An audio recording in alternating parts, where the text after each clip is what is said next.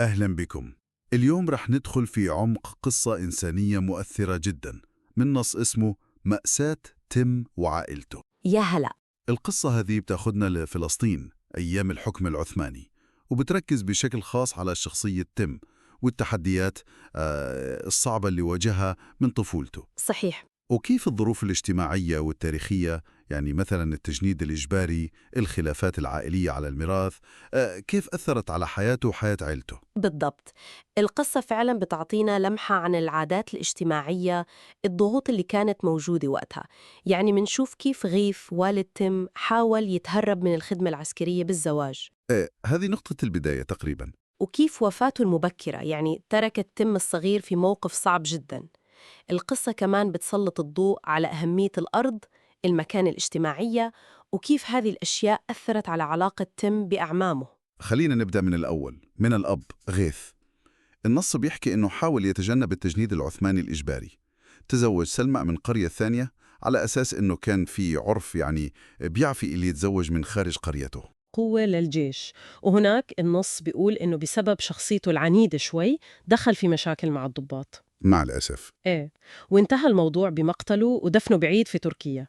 يعني مأساة بتوضح كيف القرارات الكبيرة السياسية كانت بتأثر بشكل مباشر وقاسي على حياة الناس والأسر. ونهاية غيث هذه تركت تيم وأخته آيلا أيتام، والأخطر إنها خلت تيم الصغير اللي هو وريث الأرض هدف مباشر لأعمامه. تماماً. الأرض وقتها ما كانت بس ملكية، كانت رمز للمكانة، للسلطة تقريباً. بالضبط. وبمجتمع زي هذاك اللي بيعلي من قيمة الإرث الذكوري، اليتيم اللي ما عنده سند بيكون فريسة سهلة.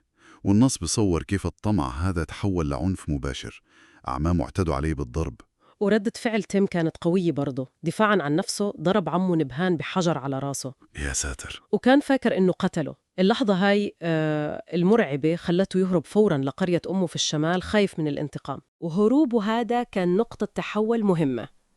عمه الثاني حسين اللي كان خايف على مصير تيم، يعني كان بظن إنه أعمامه ممكن يقتلوه عشان الأرض، هو اللي دور عليه وأنقذه. يعني تدخل حسين هنا بيورينا وجه ثاني للعلاقات العائلية، في حماية، في مسؤولية، مش بس جشع. صحيح. والشيء الملفت هو الحل اللي فكر فيه العم حسين عشان يحمي تيم بشكل دائم. امم قرر يزوجه، والغريب إنه زوجه وهو لسه طفل عمره 11 سنة بس. هذا شيء صادم بمقياس اليوم أكيد. صادم جدا بمعاييرنا الحالية، لكن لازم نشوفه في سياق هداك الوقت وظروف تيم بالذات. الزواج المبكر وقتها كان يعني أداة استراتيجية مهمة جدا. كيف يعني استراتيجية؟ يعني ما كان الموضوع مجرد مشاعر أو علاقة، كان وسيلة لتأمين مستقبل تيم، حماية أرضه، وكمان لمنحه مكانة اجتماعية كرجل متزوج، يعني يصعب الاعتداء عليه أو على ممتلكاته بسهولة. وهنا نصل للتفاصيل الأكثر إثارة للاهتمام. كيف تم الزواج هذا؟ صار عن طريق نظام البدل الاجتماعي. البدل. زوجوا تيم من عالية بنت سلطان، وبالمقابل سلطان نفسه اتزوج آيلا أخت تيم، كأنها عملية مقايضة تقريباً. نظام البدل هذا كان عرف منتشر، الهدف منه تحقيق مصالح متبادلة بين عيلتين أو موازنة معينة. والمثير في القصة هذه زي ما بيذكر النص إنه سلطان كان كبير بالسن أصلاً، إيه، وبتزوج قبلها.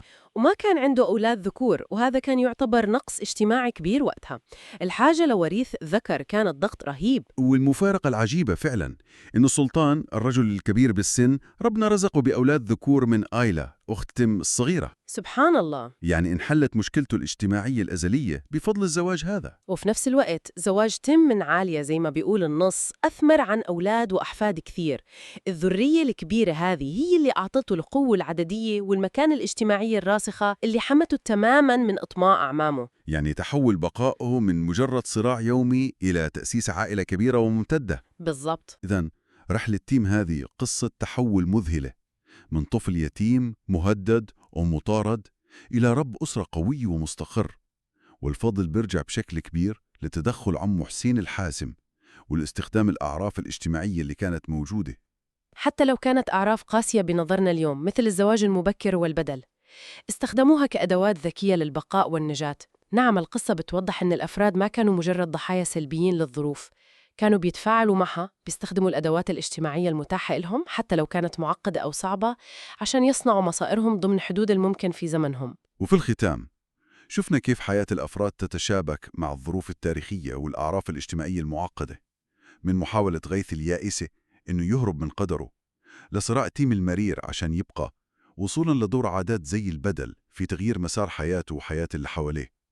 قصة صمود وتأقلم مع ظروف قاسية جداً. وهذا بيتركنا مع سؤال مهم للتفكير: كيف ممكن نفهم استراتيجيات البقاء والأعراف الاجتماعية القديمة هذه، زي زواج الأطفال أو البدل؟ كيف نفهمها ضمن سياقها الزمني وضغوطاتها الخاصة بدل ما نحكم عليها بس بمعاييرنا الحالية؟